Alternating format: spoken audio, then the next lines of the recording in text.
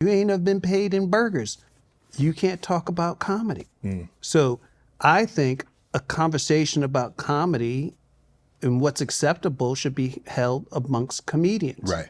If Dave Chappelle wants to talk to me about my act, I want to hear it. If Jerry Seinfeld, if Jay Leno, guys who've done it, yeah, I want to hear what you say, because you're going to do it in a way to encourage, right?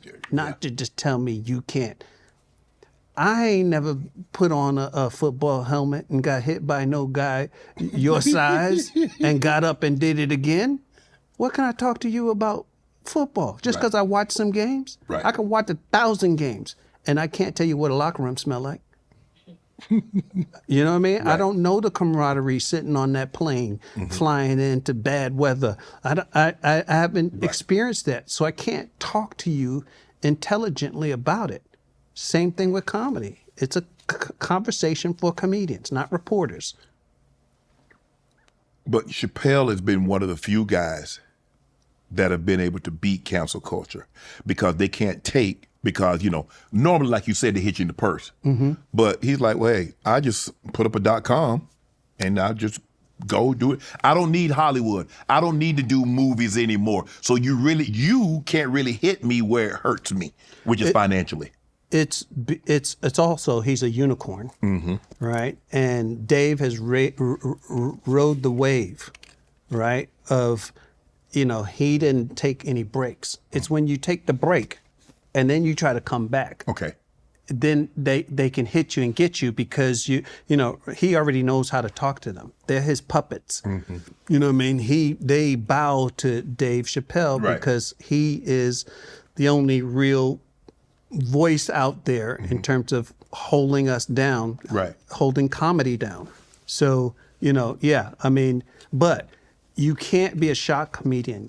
Today you have to have a conversation. Like, I could do stand-up again, but it's like understanding you can't go on stage. You should be able to go, man, I hate my wife. And then now you say I hate, and you hear women, you know, and it's like, but if you go on stage and go, I don't understand women. Right.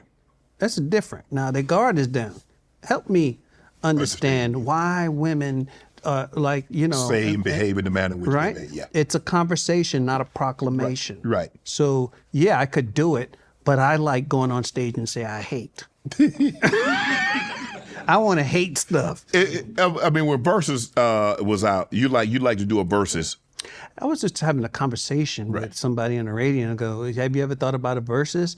And I said Dave Chappelle, because I think Dave Chappelle is like, you know, like he's on top. Who should I say? You know, I don't want to dog anybody here, but like, you know, I'm a great comedian. Right. So I would do a Versus against another great comedian. Right.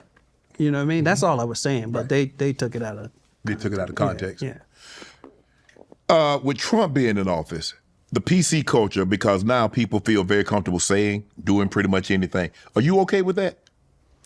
I'd rather know how you feel, what you think. Yeah, you know, I'd rather say no, you don't have the job,